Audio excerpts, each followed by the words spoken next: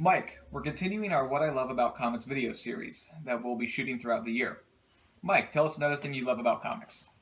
Well, one of the things that I always loved, and it's kind of weird, it's not the original properties, but some of the licensed properties that have shown up in comics.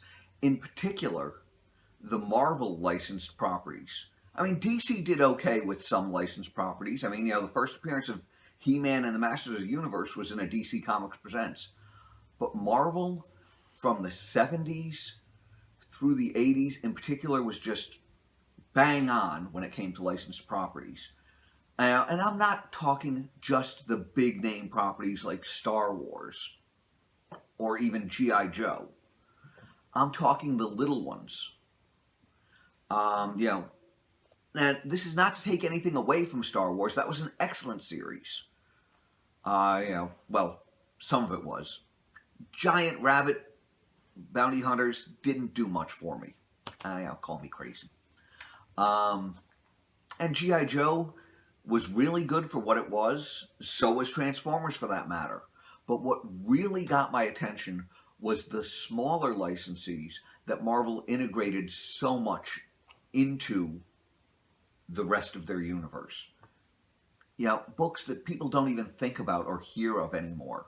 Shogun Warriors. Giant robot warriors fighting other giants and giant monsters and meeting the Fantastic Four and Tony Stark.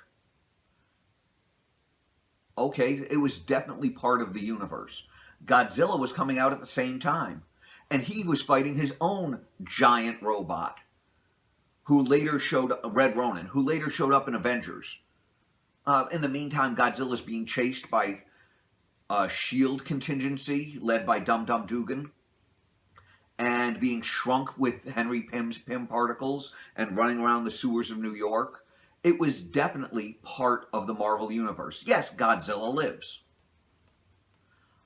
You had things like Crystar, the Crystal Warrior, where Nightcrawler shows up. You've got the Human Fly, who, when he starts showing up, Spider-Man swings in to find out what's going on because he had fought a Human Fly, only to find out this is not that person at all. He's a stuntman turned superhero. Team America, a bunch of motorcycle riding stuntmen. Of course they run into Ghost Rider. It fit naturally. And then, of course, you've got the two biggest, Micronauts and Rom. Micronauts was so fully integrated into the Marvel Universe. They had a mini-series where they fought the X-Men. You had them fight the Fantastic Four villain, the Psycho Man, who, when he first showed up in the Fantastic Four, was from an area called Subatomica, which they revealed was part of the Microverse. They came to Earth. They ran into Ant-Man and Man-Thing, and they fought Doctor Doom. They ran into the Avengers a couple of times, or members of them. They ran into the Thing. It was definitely part of the Marvel Universe. But no one was more part of the Marvel Universe than Rom. Based on a really badly failed toy series, and when I say really badly failed, they had 2 figures total come out. Rom, the first electronic toy, he had lights that flashed when certain things happened, was pretty much an inaction figure because you couldn't move him.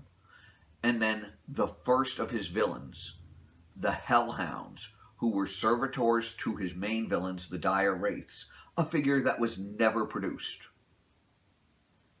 That's all they had when Marvel got the license. 2 figures. The series, the toy line was supposed to be coming out.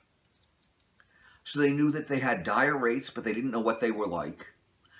So they decided they were shape changers, and all they showed was this amorphous blobby form. which was not their true form, until the toy would come out and reveal what they really looked like, which it never did. The toy series was canceled after one holiday season, leaving Marvel total freedom to do whatever they wanted with Rom. And they did. They created a backstory. He was one of the Knights of Galdor, space knights fighting this evil Dire Wraith menace. The Dire Wraiths were scientists and mystics, and they were infiltrating Earth.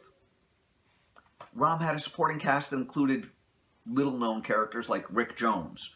You know, the guy from Hulk, Captain America, Captain Marvel, the Avengers. And Rick was in just about every issue of Rom. Rom ran into Power Man and Iron Fist and Ant-Man and fought a mutant Dire Wraith hybrid with the help of the X-Men. He went all over the Marvel Universe. There wasn't a character that you could think of that he didn't run into, or at least probably couldn't think of one. I mean, I can remember him fighting all sorts of heroes and villains, and in some cases teaming up with supporting characters that were neither, like the Torpedo, who started off as a Daredevil villain, then sort of became a hero, and then came into his own in the pages of Rom. So, these books, most of the time you think of a licensed book, you think of, well, this is separate. I can read Star Wars and I don't have to read anything else.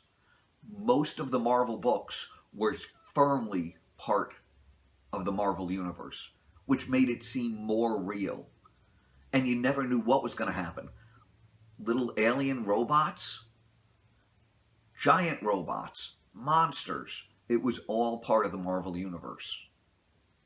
I mean, they even got so far as to, although they never really did much with Conan in the Marvel Universe, Red Sonja became part of the Marvel Universe.